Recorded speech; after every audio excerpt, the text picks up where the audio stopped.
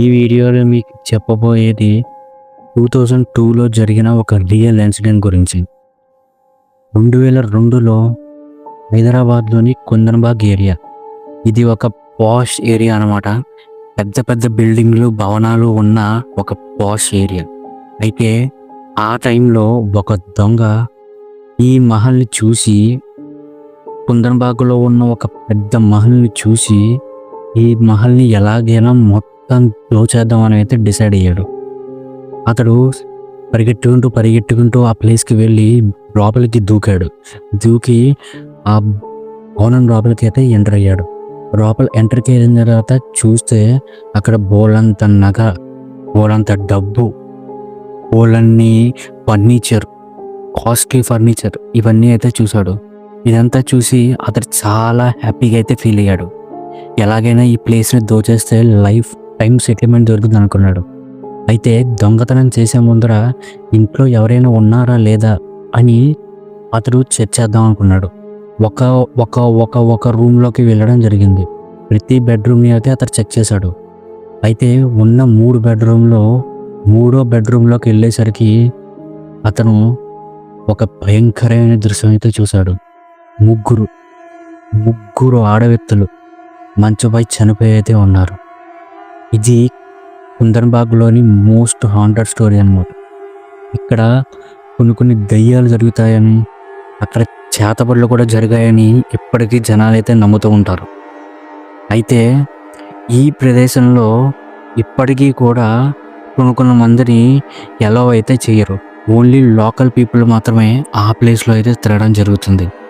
అయితే ఇక్కడ ఏం జరిగింది, ఇక్కడ ఉన్నటువంటి వ్యక్తులు ఎవరు, ముందుగా ఉన్నటువంటి వ్యక్తులు ఎవరు, తర్వాత ఈ ప్లేస్లోకి వచ్చిన వ్యక్తులు ఎవరు, అసలు ఈ స్టోరీ ఏంటి, ఈ మొత్తం ఈ స్టోరీ తెలుసుకోవాలంటే వీడియోలోకి అయితే వెళ్ళిపోదాం ఫ్రెండ్స్. ఓకేనా? అయితే వీడియోలోకి వెళ్ళే ముందర ఒక్క చిన్న రిక్వెస్ట్. నా వీడియోస్ అన్నీ చాలా భయంకరంగా అయితే ఉంటాయి. అన్నీ రియల్గా బేస్ అయిన స్టోరీస్ మాత్రమే నేను చెప్తాను. కాబట్టి ఖచ్చితంగా నా ఛానల్ని అయితే సబ్స్క్రైబ్ చేసుకోండి. సబ్స్క్రైబ్ చేసుకుని బెల్ ఐకాన్ అయితే కొట్టండి. నేను ఏ వీడియో పెట్టినా నైట్ టైమే పెడతాను. మీరు హ్యాపీగా ఆ స్టోరీని ఎంజాయ్ చేయొచ్చు. ఓకేనా? Okay, let's get to the video. అయితే కథకు వచ్చేస్తే 2002కు ముందర 1900 ఆ ఏరియాలో ఆ ప్లేస్ కుందన్బాగ్ని అమ్మకాన్ని అయితే పెట్టడం జరిగింది. హర్షిత్ నారాయణ సింగ్ అనే ఒక డబ్బున్న వ్యక్తి ఆ ప్లేస్ని అయితే కొనడం జరిగింది. అతడు బేసికల్గా చాలా పిసినారు అనమాట. సో ఈ మహల్ తక్కువగా రావడంతో అతనైతే ఆ ప్లేస్ని అయితే కొనేసి అక్కడే ఉండడం ప్రారంభించాడు. అయితే ఆ చుట్టుపక్కల ఉన్న ప్రజలు చెప్పడం ప్రకారం ఏంటంటే అతడు ఎవరితోనూ మాట్లాడేవాడు కాదు.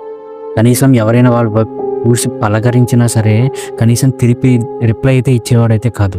అయితే ఇంకో స్ట్రేంజ్ థింగ్ ఏంటంటే అతడు జనరల్గా రిచ్ పీపుల్ అనే వ్యక్తులు ఎవరితో అయినా మాట్లాడడానికి కొంచెం హెసిటేట్ అవుతారు. అయితే ఇతను చేసే స్ట్రేంజ్ యాక్షన్స్ ఏంటంటే పక్కనే ఉన్న చెత్త బుట్టలో చెత్త పాడేయడానికి కూడా కారు వేసుకుని మరీ వెళ్ళేవాడంట. కానీ కనీసం పక్కనున్న ప్రజలతో అయితే మటుకు మాట్లాడేవాడు కాదంట.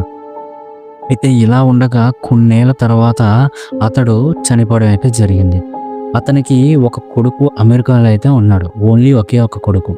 తను ఈ ప్లేస్ని ఇంకా నేను ఎలాగో మెయింటైన్ చేయలేను, ఇక్కడ పైగా నేనైతే దూరంగా అమెరికాలో ఉంటాను కదా, ఇంకా ఈ ఇల్లు నాకెందుకు అని చెప్పి అతడు ఆల్రెడీ డబ్బు ఉన్నవాడు. సో ఆ ఇల్లుని అమ్మేద్దాం అని చెప్పేసి అమ్మకానికి అయితే పెట్టాడు. అప్పుడు 2002లో అనమాట ఒక ఫ్యామిలీ, ఒక తండ్రి, ఒక తల్లి, 2 కూతుర్లు ఈ ఇంట్లోకి అయితే రావడం జరిగింది. అప్పుడు వాళ్ళు వచ్చిన తర్వాత ఆ ప్లేస్లో ఉన్నటువంటి జనాలు ఏమనుకున్నారంటే ఆ ప్రీవియస్గా ఉన్నటువంటి ఆ ముసలాయనతో కంపేర్ చేస్తే వీళ్ళు కొంచెం కలివిడిగా ఉంటారు, కొంచెం అయినా మనతో మాట్లాడతారు అని వాళ్ళైతే అనుకున్నారు. అయితే దీనికి విభిన్నంగా ఏం జరిగిందంటే అక్కడ వాళ్ళు అసలు వీళ్ళతో కనీసం కూడా మాట్లాడకపోగా రేంజ్గా అయితే బిహేవ్ చేయడం అయితే మొదలెట్టారు. అంటే ఎలాగంటే ఇంటి ముందర బయట ఇలాగా మహల్ ఇలా చూస్తూ ఉండడం, లేకపోతే చేతిలో ఏవో క్యాండిల్స్ పట్టుకొని ఆ మహల్ చుట్టూ తిరగడం, మళ్ళీ కొన్ని రక్తంతో నిండినటువంటి బాటిల్స్ని వరండా చుట్టూ ఇలా కట్టి ఉంచడం, ఇలాంటివి అయితే చేసేవారు. అయితే వాళ్ళు డబ్బున్న వాళ్ళు కాబట్టి ఎవరు వాళ్ళని ప్రశ్నించే అంత ధైర్యం అయితే చేయలేదు. అయితే కథకొచ్చేస్తే 2002లో వాళ్ళు దిగిన 6 నెలల తర్వాత ఒక దొంగ ఈ ప్లేస్ని అయితే దోచేద్దాం అనుకున్నాడు. ఆ ప్లేస్ లోపలికైతే ఎంటర్ అయ్యాడు. చాలా నగలు, డబ్బు అయితే అతనికి కనపడింది. అయితే అతడు ఆ ప్లేస్ని దొంగతనం చేసే లోపల ఒక్కొక్కసారి ఆ ప్లేస్ని అంతా చెక్ చేద్దాం అని అయితే ట్రై చేశాడు. ప్రతి బెడ్రూమ్లోకి వెళ్ళి చెక్ చేశాడు ఎవరైనా ఉన్నారేమో అని. ఎవ్వరూ లేరు. అయితే మూడో బెడ్రూమ్లోకి వెళ్ళేసరికి అతనికి ఒక రకమైనటువంటి కంపు, దుర్వాసన, ఈగలు ఇలా అయితే ఒక ఎన్విరాన్మెంట్ అయితే అతనికి అనిపించింది అనమాట. అయితే ఏంటబ్బా అని చెప్పి తలుపు తీసి అలాగా మనం మంచం అయిపోయి చూశాడు. అంతే, అక్కడ 3 ఆడవాళ్ళు అయితే చనిపోయి ఉన్నారు. అయితే అతనికి ఏం చేయాలో అర్థం కాలేదనమాట. ఇప్పుడు ఇది పోలీసులకు చెప్పాలా? చెప్తే నన్నే అరెస్ట్ చేస్తారు. అలా అని చెప్పకపోతే పెద్ద ప్రాబ్లం అవుతుంది. సరే అని చెప్పేసి అతను ఆలోచిస్తూ ఇంకా వేరే దారి లేదని చెప్పేసి పోలీసుల దగ్గరికి అయితే వెళ్ళాడు. వెళ్ళి తను ఇలా చెప్పాడు, నేను దొంగతనం చేయడానికి అయితే వెళ్ళాను, అది నా తప్పే. కానీ అక్కడ జనాలు 3 వ్యక్తులు చనిపోయి అయితే కనపడ్డారు అని చెప్పాడు. అయితే పోలీసులు ఏం చేశారంటే, ఇంకెవరు చంపుతారా నువ్వు కాకపోతే దొంగనా కొడక అని చెప్పేసి అతన్ని పెట్టి అరెస్ట్ అయితే చేస్తారు. అయితే నెక్స్ట్ రోజు ఇన్వెస్టిగేషన్ కోసం వాళ్ళు అక్కడ ఉన్న కుందన్బాగ్ ఏరియాకి అయితే వెళ్ళడం జరిగింది. ఆ ప్లేస్లో వెళ్ళి చెక్ చేస్తే నిజంగా ఆ 3 ఆడవాళ్ళు అయితే చనిపోయి ఉన్నారు. అయితే బాడీలను అయితే పోస్ట్ మార్టంకి అయితే పంపారు. పోస్ట్ మార్టం రిజల్ట్స్ అనేవి ఈ స్టోరీలో మోస్ట్ థ్రిల్లింగ్ అనమాట. రిజల్ట్ ఏమొచ్చిందంటే తెలుసా, వాళ్ళు చనిపోయి 6 నెలలు అవుతుందంట. 6 నెలలు ఎలా అవుతుంది? ఒక వ్యక్తి, ఒక శవం చనిపోతేనే 2-3 రోజుల్లో అక్కడ ఘోరమైన దుర్వాసన అయితే వచ్చేస్తుంది. అయితే 6 నెలలుగా అక్కడ లోపల చనిపోయిన వ్యక్తులు ఆ చుట్టుపక్కల ఉన్న ఎవరికి వాసన వినపడలేదా? ఇది చాలా స్ట్రేంజ్ కదా. సరే, అయితే పోలీసులు ఇన్వెస్టిగేషన్లో భాగంగా ఆ పక్కన ఉన్నటువంటి అక్కడ ఉన్న ప్రజలను అయితే అడగడం జరిగింది.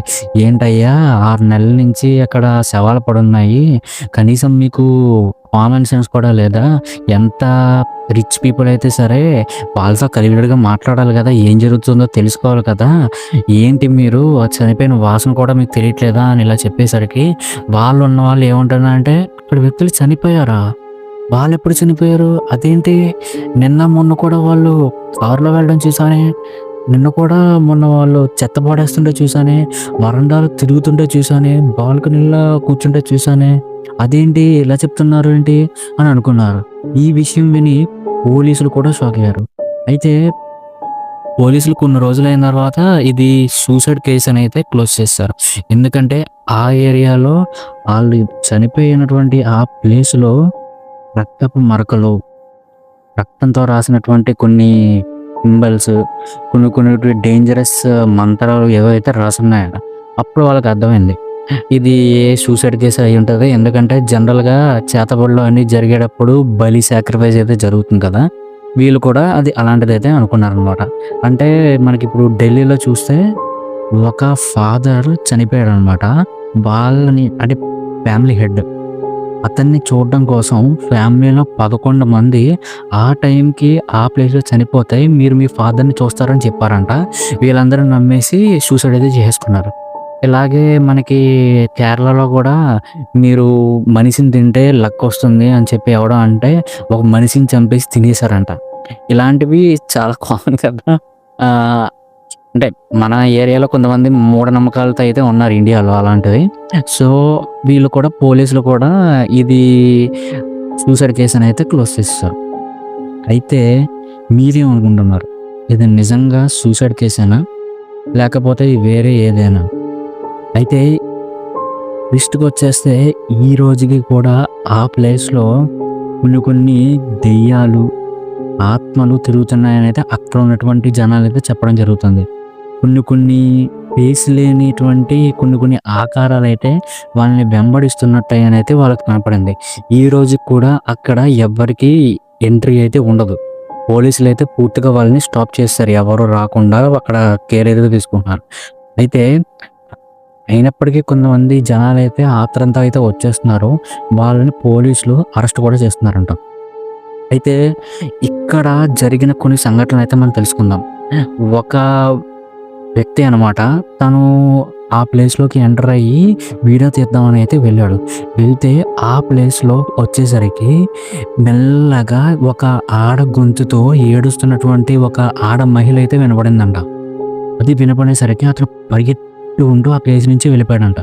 ఇంకోటేంటంటే అక్కడ ఉన్నటువంటి జనాలు ఆ ప్లేస్‌లో నడుస్తుంటే ఎవరో ఆ ఇంట్లో ఉండి శబ్దాలు చేస్తున్నట్టు, కొవ్వొత్తులు పట్టుకుని ఆ చుట్టూ తిరుగుతున్నట్టు ఇప్పటికీ కూడా వాళ్ళకైతే అనిపిస్తుందంట. ఇంకోటేంటంటే ఒక ఆకారం లేని ఒక నల్లని ఆకారం అంటే షేప్ లేని ఒక నల్లని ఆకారం అనమాట. వాళ్ళ చుట్టూ వెనకాల గొడ్డలు పట్టుకుని అయితే పరిగెడుతుందని చెప్పి కొంతమంది అయితే రిపోర్ట్ చేశారు. ఇలాగా మనం రెడ్డిట్ ఓపెన్ చేస్తే చాలా స్టోరీస్ అయితే ఉన్నాయి. నేను అవన్నీ డిస్క్రిప్షన్ అయితే ట్యాగ్ చేస్తాను. మీరు కూడా చదవండి. అయితే ఇది దెయ్యం అంటారా? లేపోతే ఎవరైనా చేశారా అంటారా అన్నది అది మీకే వదిలేస్తున్నాను. కానీ ఒక్కటైతే నిజం. ఇంతమందికి ఇన్ని సార్లు జరిగి పోలీసులు కూడా ఆ ప్లేస్‌ని రిస్ట్రిక్ట్ చేశారంటే ఖచ్చితంగా అక్కడ ఏదో ఉంది. కదా ఫ్రెండ్స్. సో మీరు కూడా టైం దొరికితే ఆ ప్లేస్‌కి వెళ్ళడానికైతే ట్రై చేయండి.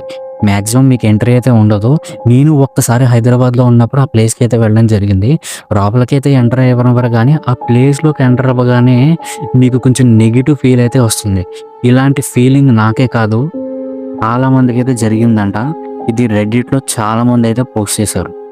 Thank you friends. మీకు మా వీడియో నచ్చితే సబ్స్క్రైబ్ అయితే చేయండి.